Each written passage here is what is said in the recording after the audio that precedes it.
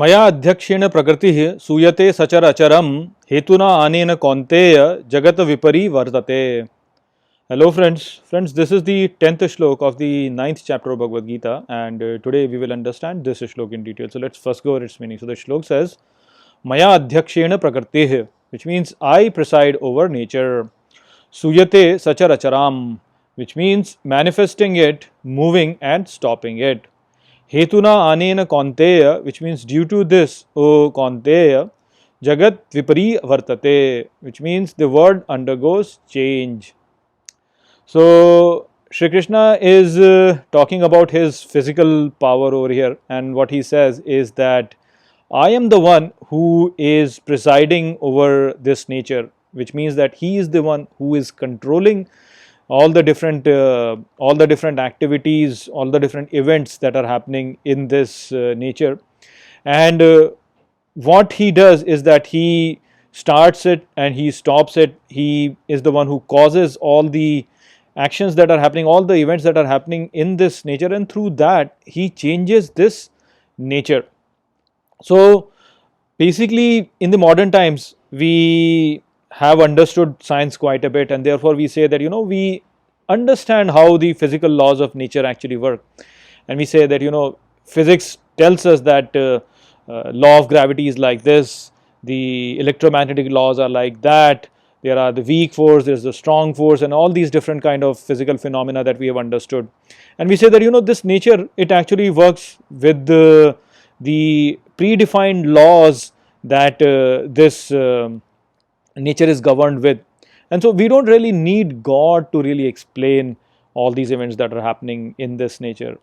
All the events can be explained through these physical laws of nature, and so we don't really need it. So in that regard, what we have to understand is that well, yes, we understood science quite a bit, we know all the physical laws that are there, but there are many others that that we don't still have control over. So people think that science is very definite. People think that science is an exact study wherein all the events happen in an exact manner. It's highly deterministic and everything can be determined. But if you were to go deeper into science, then you will realize that that is actually not the case. Now it's unfortunate that I cannot really delve deep into this idea because of the limitation of time. But if you really want to understand the level of uncertainties that are there in this universe, then you should study quantum mechanics. So in quantum mechanics, it's generally said that there is no definite outcome of an event.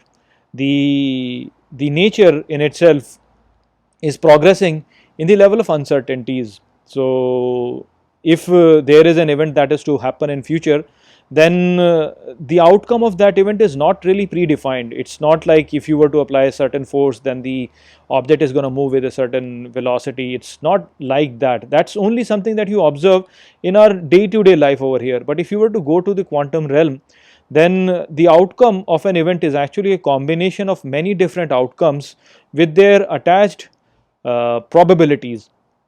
So an outcome of an event can be one or it can be the other. There are only probabilities. There is no definite outcome as such. So there is a lot of uncertainty in the outcome of an event and in the quantum realm.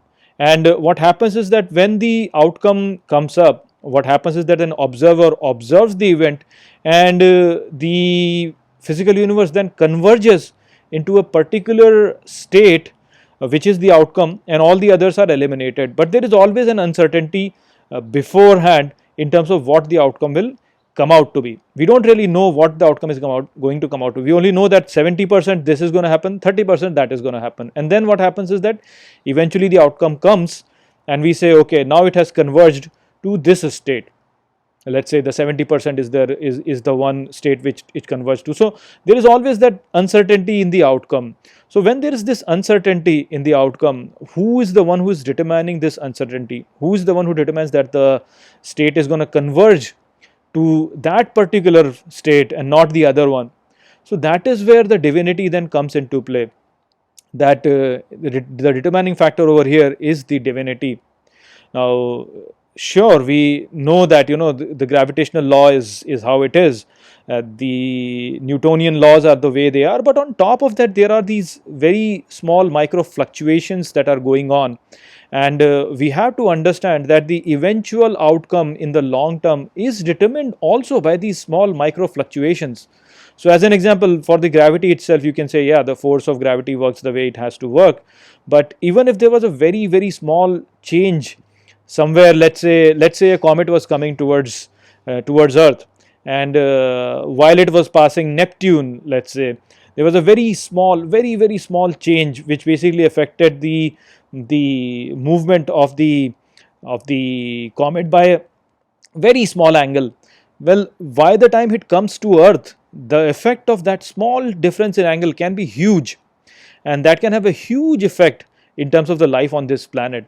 So those kind of factors do matter, and they compound and they add up. So what we can understand is that whatever we are saying macroscopically over here, whatever we see, that still has the contribution from all those micro uncertainties that are happening at the quantum realm. Those uncertainties lead to the event to progress in a certain manner, and we have to understand that those things can have an effect. They can determine the outcome of a certain entity. And so this is the reason why in the modern times, while we have understood science so much, we still live a very uncertain life, because this was just an example of the gravitational force.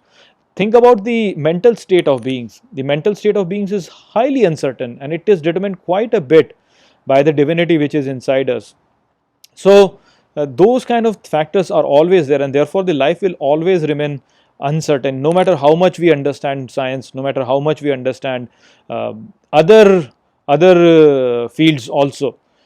So that's why you can have to understand that this nature is uncertain, and the one who is presiding over here is the divine. And so you can do calculations and you can do all the estimations to really figure out that, okay, this is how it is going to be, but at the end of the day, it's the divine who is going to call the shots, and you're dependent on him. So it's best to just go after him, and rather than do all these analysis and try to expand yourself into it.